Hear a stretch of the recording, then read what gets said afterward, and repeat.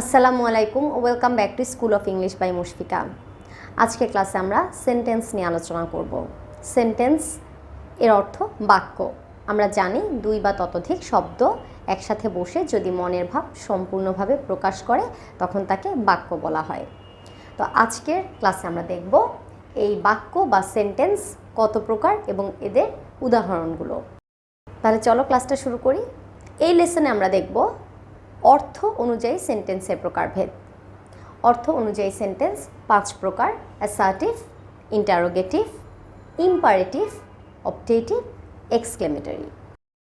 Assertive sentence বলতে বোঝায় যেটা দিয়ে তুমি কোনো একটা তথ্য দিচ্ছ বা জাস্ট একটা মতামত প্রকাশ করছো, তথ্য দিচ্ছ। যেমন মারুফ গোজ টু স্কুল, মারুফ স্কুলে যায়। ধরো বললে Maruf goes to school at 9 o'clock, Maruf 9টায় স্কুলে যায়। এটা একটা তথ্য দিলে। আবার বললে মারুফ ইজ আ ব্রিলিয়ান্ট বয়, মারুফ একজন মেধাবী ছেলে। এটা তোমার মতামত, তুমি একটা মতামত দিলে। বা আই লাইক হিম, আমি তাকে পছন্দ করি, এটা একটা মতামত। তাহলে এই মতামত বা তথ্য আমরা দিই অ্যাসার্টিভ সেন্টেন্সের মাধ্যমে।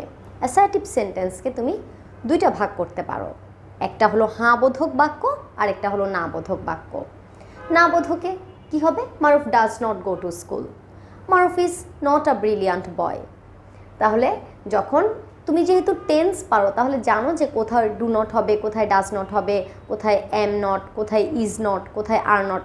তার মানে নেগেটিভ কিভাবে করতে হবে সেটা কিন্তু তোমাকে টেন্স অনুযায়ী করতে হবে।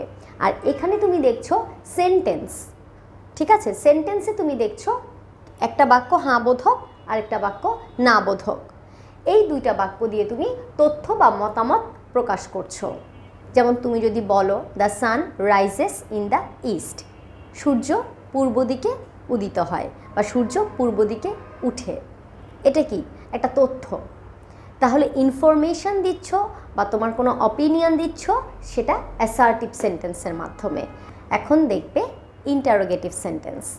ইন্টারোগেটিভ সেন্টেন্স মানে যেই বাক্য দিয়ে প্রশ্ন জিজ্ঞাসা করা হয়। এই বাক্যগুলো এমন যেখানে তুমি যেটা জিজ্ঞাসা করছো তার একটা উত্তরের অপেক্ষায় তুমি থাকবে।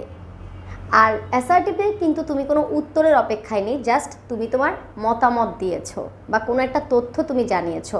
আরেকজন যে সেখানে কিছু বলতেই হবে সেটা প্রয়োজন নেই। কিন্তু ইন্টারোগেটিভ সেন্টেন্সে তুমি কিন্তু কারো কাছ থেকে কিছু জানতে চাচ্ছ। যেমন does he go to school, সে কি স্কুলে যায়? এখানে দেখো উত্তরটা হতে পারে ইয়েস হি ডাজ, আবার নো সে যায় না। তাহলে when does he go to school, এটা হলো সে কখন স্কুলে যায়। তাহলে দেখো এই WH দিয়ে কিন্তু আমরা অনেক প্রশ্ন জিজ্ঞাসা করতে পারি। Who goes to school, where does he live, when does he go to school, এইগুলোকে বলা হয় WH কোয়েশ্চেন। আর যেখানে তুমি কোনো WH ইউজ করবে না সেই কোয়েশ্চেনগুলোকে বলা হয় ইয়েস নো কোয়েশ্চেন, কারণ এখানে আনসারটা দিতে হয় ইয়েস বা নো দিয়ে। তো এই দুই ধরনের বাক্যকেই বলা হয় ইন্টারোগেটিভ সেন্টেন্স। ইন্টারোগেটিভ সেন্টেন্সে তাহলে আমাদের কাজটা কি? প্রশ্ন জিজ্ঞাসা করা। প্রশ্ন জিজ্ঞাসা করা হয় এই ইন্টারোগেটিভ সেন্টেন্সের মাধ্যমে। ক্যান ইউ কাম হিয়ার, তুমি কি এখানে আসতে পারো? ক্যান ইউ কাম হিয়ার, এটাও একটা ইন্টারোগেটিভ সেন্টেন্স। আবার তুমি যদি বলো what can you do now, এখন তুমি কি করতে পারো, এটাও ইন্টারোগেটিভ সেন্টেন্স। তাহলে মনে রাখবে অ্যাসার্টিভ সেন্টেন্স যেমন দুই ধরনের, অ্যাফার্মেটিভ, নেগেটিভ, সেরকম ইন্টারোগেটিভ সেন্টেন্সেও তুমি দুই ধরনের প্রশ্নবোধক বাক্য পাবে। একটা হলো ইয়েস নো, যেখানে আনসারটা ইয়েস নো হবে, আরেকটা হলো যেখানে আনসারটা বর্ণনা দিয়ে দিতে হবে। যেমন when does he go to school, he goes to school at 9 o'clock, সে 9টায় স্কুলে যায়। আর একটু বাড়িয়ে যদি বলো he goes to school at 9 o'clock in the morning, সে সকাল 9টায় স্কুলে যায়। এখানে কিন্তু তুমি শুধু ইয়েস বা নো বললে কেউ কিছু বুঝবে না, তোমাকে এখানে সঠিকভাবে পুরো উত্তরটা বলতে হচ্ছে বর্ণনা দিয়ে। তাহলে WH কোয়েশ্চেনে আমরা পুরো উত্তর দিতে হয়, আর ইয়েস নো কোয়েশ্চেনে শুধু হ্যাঁ বা না বললেই হয়। এই দুই ধরনের বাক্য মিলেই হয় interrogative sentence.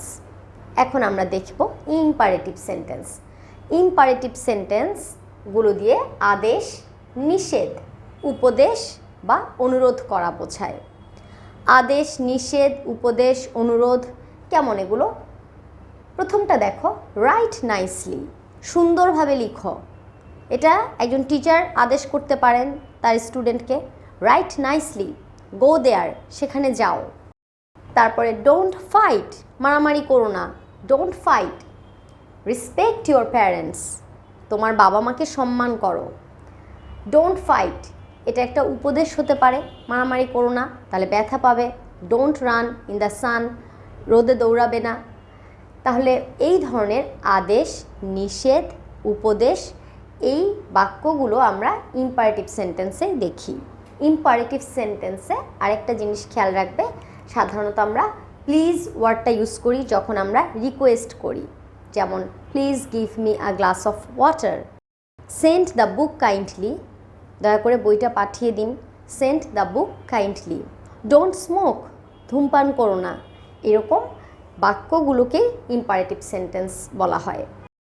Respect your parents মানে কি? তোমার বাবা মাকে সম্মান করো। রেসপেক্ট ইউর প্যারেন্টস, সাধারণত তুমি দেখবে আই, উই, ইউ, দে এই ধরনের সাবজেক্টগুলো শুরুতে নেই ইম্পারেটিভ সেন্টেন্সে। যেমন এখানে বলা হচ্ছে রেসপেক্ট ইউর প্যারেন্টস, এখানে বলেনি you will respect your parents, তাহলে কিন্তু বাক্যটা অ্যাসার্টিভ সেন্টেন্স হয়ে যেত। এখানে জাস্ট বলেছে রেসপেক্ট ইউর প্যারেন্টস। এখানে বলেনি ইউ ক্যান নট ফাইট, তুমি ফাইট করতে পারো না। কি বলেছে? ডোন্ট ফাইট, তুমি ফাইট করো না। এখানে তুমিটা কিন্তু আর লিখতে হয়নি, জাস্ট বলা হয়েছে ডোন্ট ফাইট, ফাইট করো না। রাইট নাইসলি, সুন্দরভাবে লেখো। এই ধরনের বাক্যগুলোতে আমরা আই, উই, ইউ, দে পাচ্ছি না, তখন আমরা কিন্তু বুঝতে পারবো বাক্যগুলো ইম্পারেটিভ সেন্টেন্স। এখন দেখো অপটেটিভ সেন্টেন্স। অপটেটিভ সেন্টেন্সগুলো দিয়ে মনের কোনো ইচ্ছা প্রকাশ করা বোঝায় বা কারোর জন্য প্রার্থনা করা বোঝায়। যেমন ধরো, মে Allah give you good health, আল্লাহ তোমাকে সুস্বাস্থ্য দিই, এটা একটা প্রার্থনা করা বোঝাচ্ছে। আমি তোমার জন্য প্রার্থনা করছি যে আল্লাহ যেন তোমাকে ভালো রাখে, সুস্বাস্থ্য দেয়। তাহলে এইভাবে সাধারণত অপটেটিভ সেন্টেন্সগুলো মে দিয়ে শুরু হতে পারে। May Allah give you good health, may Allah give you quick recovery. এরপর দেখো, wish you all the best, সব দিক থেকে তোমার ভালো হোক। Wish you all the best, তোমার মঙ্গল কামনা করছি বা তোমার জন্য শুভ কামনা থাকলো, এরকম মনের ইচ্ছা প্রকাশ পায় অপটেটিভ সেন্টেন্সের মাধ্যমে। পরের সেন্টেন্সটা দেখো, এক্সক্লেমেটরি সেন্টেন্স, যেখানে মনের আবেগ প্রকাশ করা হয়। হতে পারে সেটা তুমি অত্যন্ত আনন্দিত, আবার অনেক বেশি কষ্টে আছো, মনটা খুব খারাপ, অথবা কোনো বিষয়ে খুব ঘৃণা প্রকাশ হচ্ছে বা কোনো বিষয়ে খুব অবাক লাগছে। এইরকম বাক্যগুলো আমরা এক্সক্লেমেটরি সেন্টেন্সের মাধ্যমে প্রকাশ করি। যেমন হোয়াট আ ফ্যান্টাস্টিক প্লেস, কি সুন্দর একটা জায়গা। এখানে কিন্তু তুমি খুব আনন্দ বা উচ্ছ্বাস প্রকাশ করছো। হোয়াট আ ফ্যান্টাস্টিক প্লেস, কি সুন্দর একটা জায়গা। দেখো এখানে আমরা শুরু করেছি হোয়াট দিয়ে, হোয়াটটাকে শুরুতে, আর এখানে একটা মার্ক আছে, এক্সক্লেমেশন মার্ক। তার মানে যখন তুমি এক্সক্লেমেটরি সেন্টেন্স বলবে তখন লেখার ক্ষেত্রে অবশ্যই এই চিহ্নটা দিতে হবে। হাউ স্ট্রেঞ্জ, কি অদ্ভুত, কি অদ্ভুত, হাউ স্ট্রেঞ্জ। তাহলে এই ধরনের বাক্যগুলোকে বলা হয় এক্সক্লেমেটরি সেন্টেন্স। এখন আমরা দেখব শুরু থেকে। প্রথমে আমরা পেয়েছি অ্যাসার্টিভ সেন্টেন্স, এখানে দুই ধরনের বাক্য পাই, অ্যাফার্মেটিভ, নেগেটিভ। তারপর ইন্টারোগেটিভ সেন্টেন্স, এখানেও আমরা দুই ধরনের বাক্য পাবো। একটা হলো ইয়েস নো দিয়ে আনসার করতে হয় প্রশ্নগুলো, আর একটা হলো বর্ণনা দিয়ে বলতে হয়, তাহলে ইয়েস নো বা WH কোয়েশ্চেন। ইম্পারেটিভ সেন্টেন্স, যেখানে আদেশ, নিষেধ, উপদেশ বা অনুরোধ করা হয়। অপটেটিভ সেন্টেন্স, যে বাক্যগুলো দিয়ে কোনো প্রার্থনা করা হয় বা মনের ইচ্ছা প্রকাশ করা হয়। এক্সক্লেমেটরি সেন্টেন্স, যেই বাক্যগুলো দিয়ে আমরা মনের আবেগ প্রকাশ করি, মনের উচ্ছ্বাস বা দুঃখ, কষ্ট, রাগ, এই ধরনের বাক্যগুলো এক্সক্লেমেটরি সেন্টেন্স দিয়ে প্রকাশ হয়। এখন তোমাদের একটা কাজ হচ্ছে, আমি 10টা সেন্টেন্স দিব, তোমরা বের করবে কোনটা কোন সেন্টেন্সে আছে। আরেকটা কাজ দিব, সেটা হলো তোমরা নিজেরা এক্সাম্পল লিখবে। প্রত্যেকটা সেন্টেন্সে 2টা করে উদাহরণ তোমরা নিজেরাই তৈরি করবে।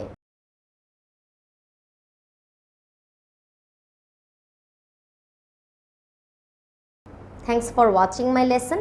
আসসালামু আলাইকুম।